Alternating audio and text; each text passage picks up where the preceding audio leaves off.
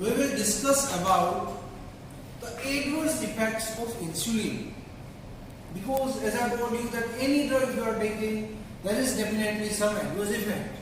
And when we think about the adverse effect of insulin, the first thing that comes in our mind is fear of hypoglycemia. And dear friends, as I have told you that if the blood sugar raises above the normal level, twofold or threefold, say for example, if the blood sugar raises to 400 milligram per deciliter, it cannot be lethal. Suppose many times it is found accidentally during the pre-operative investigational procedure. But a lower cutoff level of blood sugar is 60 milligram per deciliter. But if there is a reduction in only 20, so it will lead to 40 milligram of deciliter, then person may enter into the hypoglycemic coma and irreversible neurological damage and can lead to death also. And that's why physician is always cautious about this hypoglycemia. And that's why while we are prescribing the insulin, the target of achieving the blood sugar control is not exactly the euglycemia, but you are satisfied with a slightly higher blood sugar level. Say for example the FBS, that is in around 90 to 130 is fine, and PPBS around 150. Okay, so this should be the target. Why is it somewhat higher? The reason is that we want to prevent the hypoglycemia. Now, in which cases the hypoglycemia is developed? If the person is having a labile diabetes, it means that the requirement of the insulin is frequently changes, then the chances of development of hypoglycemia is more. And unfortunately, the most common reason for the development of the hypoglycemia, and that is 100% preventable, and these are the patient related factors, and most common is fasting. Okay. Now the person is diabetic, he or she has taken the insulin and not taken the meal. Obviously there will be a development of hypoglycemia. Or person has done vigorous physical exercise. Again, the muscle will utilize the glucose and there will be hypoglycemia. And there will be overdose. Now overdose in terms of accidental. The person may have forgotten that he or she has taken the insulin, or because there is some problem while using the device and then the higher dose has been given, then it will lead to hypoglycemia. Now, you know that in our body is always trying to maintain the normal physiological limit, and that is known as a homeostatic mechanism. Similarly, whenever there is a development of the hypoglycemia, there will be sympathetic overactivity, and because of this sympathetic overactivity, you know that sympathetic stimulation, it will lead to glycogenolysis, neoglucogenesis, lipolysis, and all these will ultimately increases the blood sugar level. Okay, and because of there is a sympathetic overactivity, there are certain symptoms of this overactivity, and these you all know. The cardiac beta 1 receptors are stimulated, and because of this, there is a palpitation, there is a tachycardia, there is a perspiration, and the beta 2 that is also stimulated, and that's why there are tremors. So when the blood glucose falls, these are the symptoms that the patient develops. And it must be educated to all the patients that while taking the insulin, or even forget about the insulin, while if you are having the diabetes and if you develop these symptoms, it means that your blood sugar level, it has been reduced significantly. So person has been advised to keep any sugar preparation, any coffee or anything which contains the glucose along with himself or herself. Okay? So these are, can we say that these are all the signs of hypoglycemia, and because of this patient can be aware about the hypoglycemia. Now, if all these symptoms are there and still if the sugar has not been taken, then there are symptoms of your brain will complain, your nervous system will complain that I am not getting the insulin, and this is known as a neuroglycopenic symptoms. Neuro means CNS, gluco means glucose, and penia means it is not getting. And the symptoms are dizziness, then mental confusion, visual disturbances, then behavioral alterations. And if the blood sugar reaches up to the 40 milligram or even less, there may be confusion, there may be conversion, and ultimately there will be development of coma. It is known as an hypoglycemic coma. So there are two types of the symptoms. One symptoms are due to the sympathetic overactivity, and the another symptoms are due to the deprivation of the brain of the glucose. But fortunately, these symptoms occur first, and these occurs later.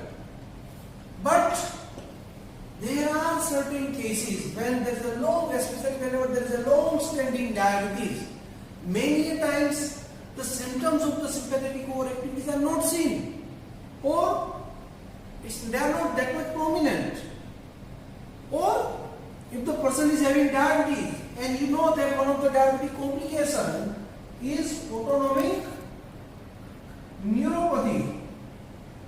If you develop autonomic neuropathy, then again the signs and the symptoms of sympathetic overactivity will not be seen.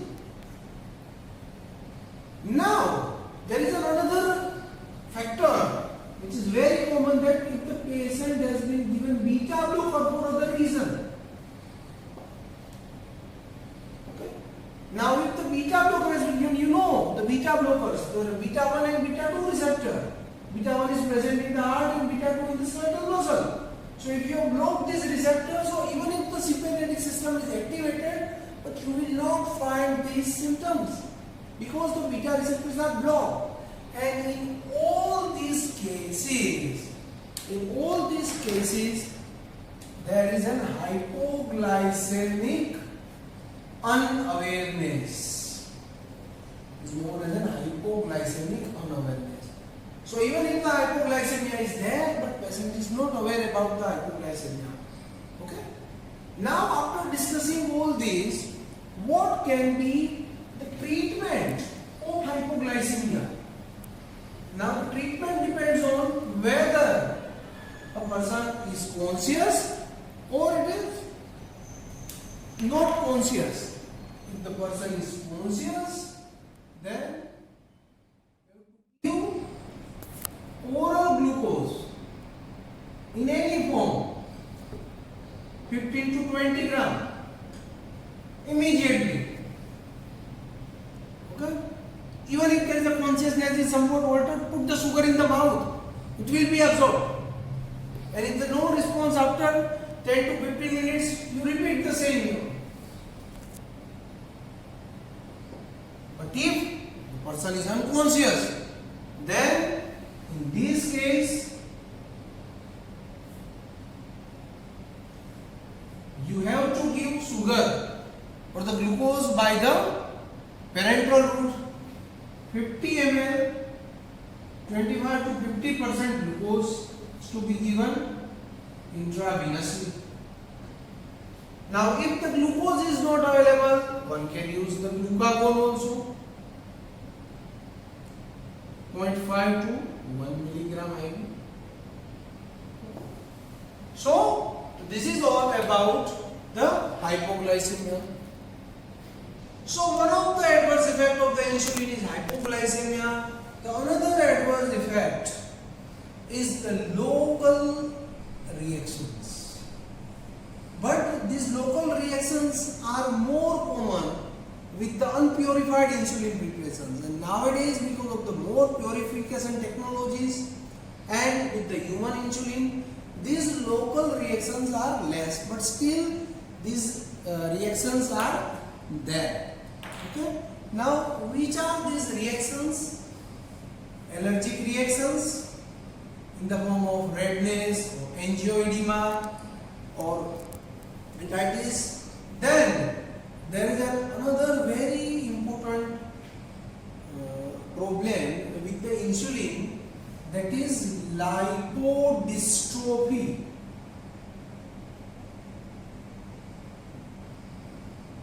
Now the dystrophy means either there can be atrophy or there can be hypertrophy. So if you notice, the person who is taking the insulin, many a times a depression is seen. This is because of the lipoatrophy, and in some patients there is an elevation is seen. That is because of the hypertrophy.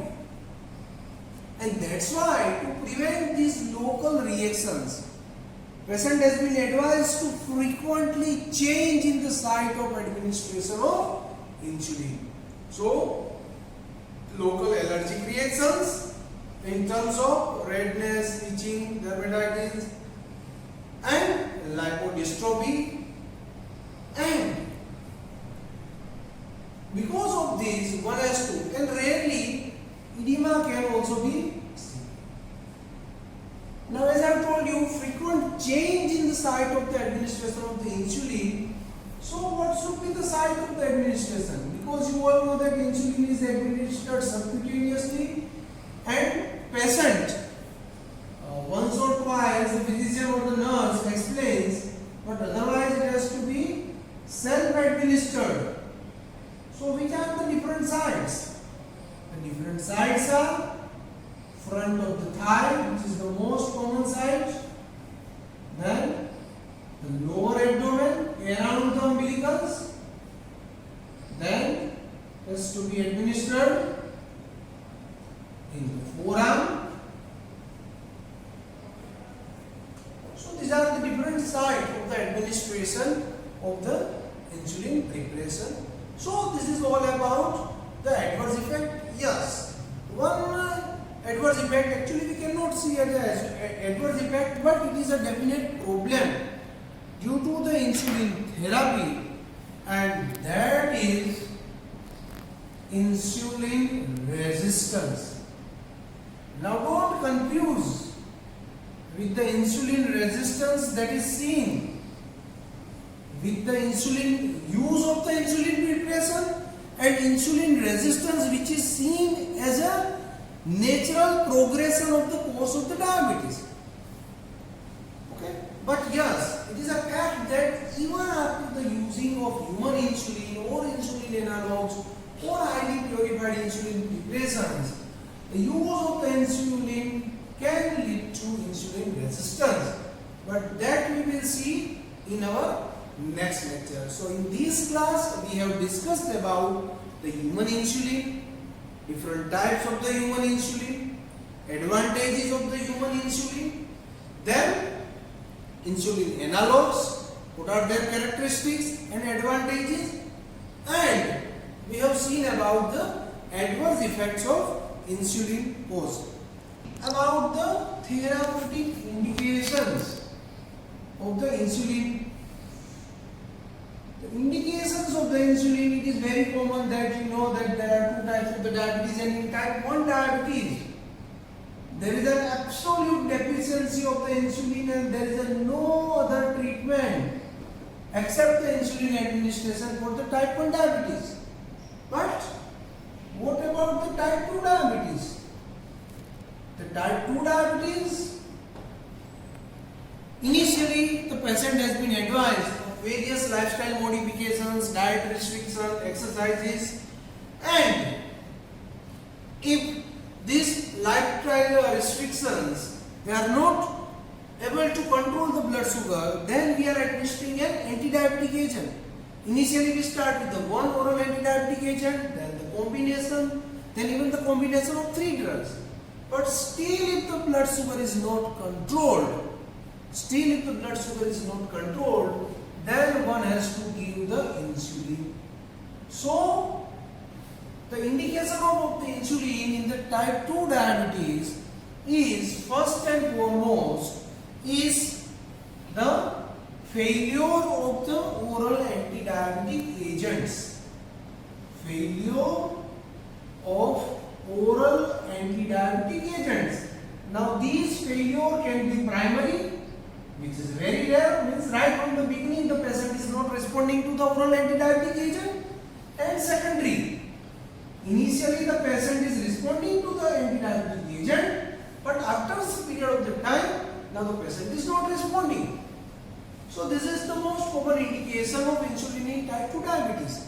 Now there are certain other conditions in the type 2 diabetes in which, listen this very carefully, in which even if the blood sugar is well controlled, very well controlled with the oral anti-diabetic agent, but still we are switching the patient to the insulin. Which are these conditions? First is the pregnancy. Lady must be shifted to the insulin preparation till the delivery. Then any trauma or surgery or any infection. So any short-term crisis, in all these patient has to shifted to insulin therapy. And last but not the least, if the diabetic patient, his blood sugar is well controlled with the oral anti-diabetic agent, but if still there is any diabetic complications, you know that there are many macrovascular and microvascular complications. If these diabetic complications are developed, then again switch over to the insulin therapy. So these are all the indications of insulin in type 2 diabetes. Obviously in type 1 diabetes, all the cases be given the insulin therapy. So this is all about the insulin, and in the next class we will discuss about the insulin resistance, and the second thing is the different insulin regimes. Thank you.